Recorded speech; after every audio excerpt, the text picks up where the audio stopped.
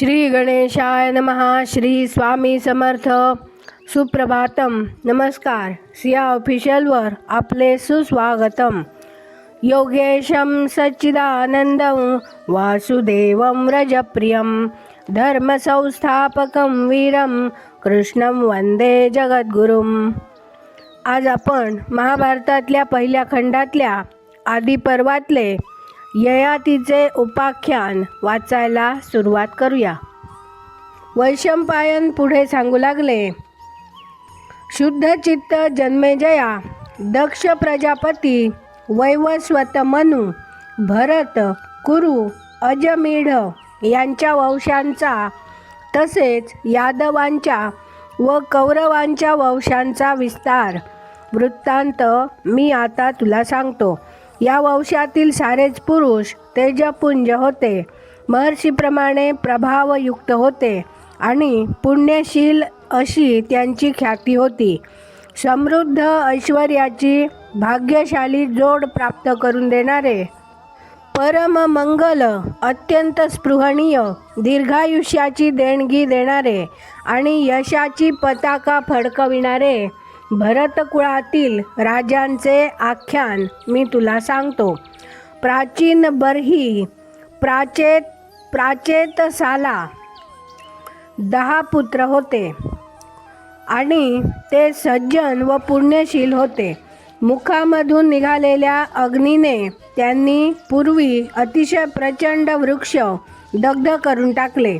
प्राचेतसाच्या 10 पुत्रांनंतर दक्ष प्रजापतीचा जन्म झाला आणि दक्षापासून साऱ्या प्रजांची निर्मिती झाली.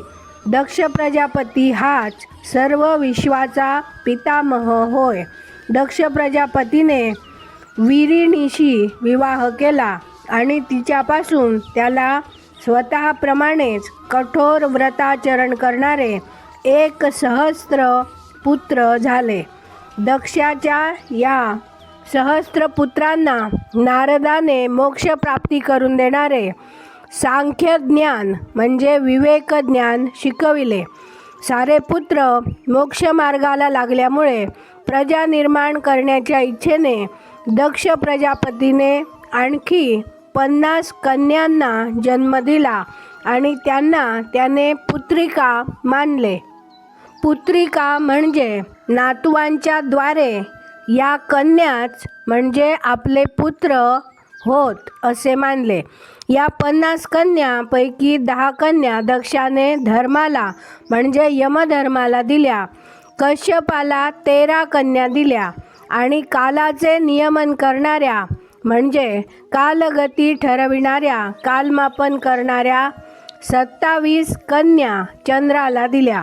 दक्षाने ज्या 13 कन्या मरीची पुत्र कश्यपाला दिल्या होत्या त्यांच्यापैकी सर्वात ज्येष्ठ जी दाक्षायणी अदिती, तिने कश्यपापासून 12 आदित्यांना जन्म दिला.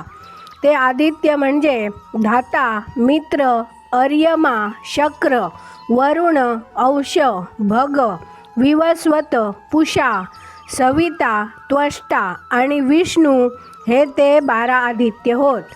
महासमर्थ इंद्र आणि विवस्वान हे या 12 आदित्यापैकीच होत. प्राण्यांच्या जीवितावर अधिराज्य गाजविणारा वैवस्वत यम हा विवस्वानापासून जन्मला.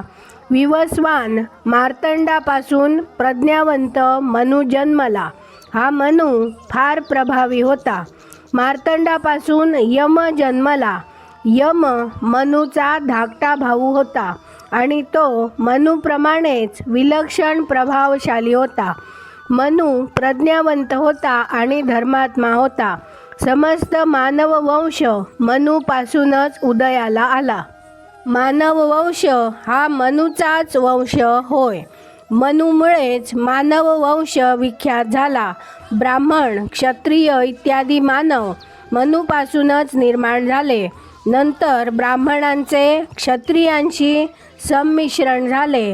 मनुच्या पुत्रांपैकी जे ब्राह्मण होते त्यांनी वेदांची आणि वेदांगांची जोपासना केली.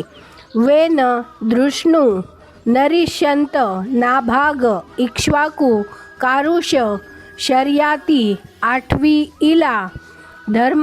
क्षत्रधर्माचे काटेकोर पालन करणारा 9वा पृषघ्र आणि 10वा नाभागारिष्ट ही मनूच्या अपत्यांची नावे आहेत.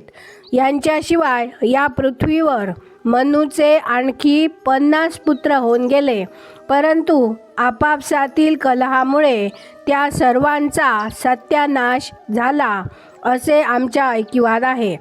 इला नावाची मनूची जी कन्या होती तिच्यापासून ज्ञानसंपन्न पुरुरव्याचा जन्म झाला. इला हीच पुरुरव्याची माता आणि त्याचा पिता देखील इलाच असे आम्ही परंपरेने ऐकले आहे. समुद्रामध्ये असलेल्या 13 द्वीपांवर पुरुरव्याचे अधिराज्य होते आणि अतुल कीर्तीचा धनी असलेला तो पुरुरवा स्वतः मानव असूनही नित्य अमानुष म्हणजे अतिमानुष व्यक्तींच्या परिवारात असे. या पुरुरव्याला आपल्या सामर्थ्याचा काही विलक्षण गर्व झाला आणि त्याने ब्राह्मणांशी कलह मांडला आणि त्यांच्या आक्रोशाकडे पूर्ण दुर्लक्ष करून त्याने त्यांची सारी रत्ने लुबाडली. एवढ्यात ब्रह्मलोकातून सनतकुमार म्हणजे ब्रह्मदेवाचा ब्रह्मर्षी पुत्र आला. तो पुरुरव्याला भेटला आणि त्याने त्याला श्रुत्युक्त व युक्तियुक्त उपदेशही करून पाहिला, पण त्या उपदेशाचा पुरुरव्यावर कसलाही परिणाम झाला नाही. शेवटी असे झाले की कमालीच्या लोभी सामर्थ्याच्या दर्पामुळे विवेकशून्य झालेल्या त्या लोभाविष्ट राजाला क्रुद्ध झालेल्या महर्षींनी शाप दिला आणि तत्क्षणी त्याला काळझोप लागली.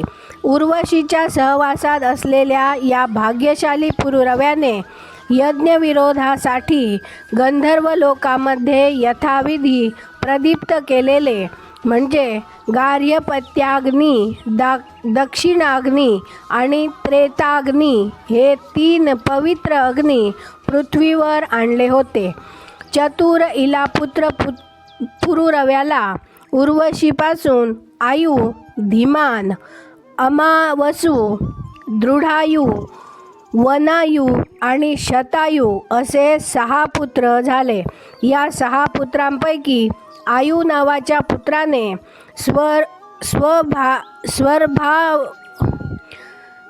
स्वरभानवीशी विवाह केला आणि तिच्यापासून त्याला नहुष, वृद्धशर्मा, राजी, गय आणि अनेनस असे 5 पुत्र झाल्याचे आमच्या ऐकिवाद आहे.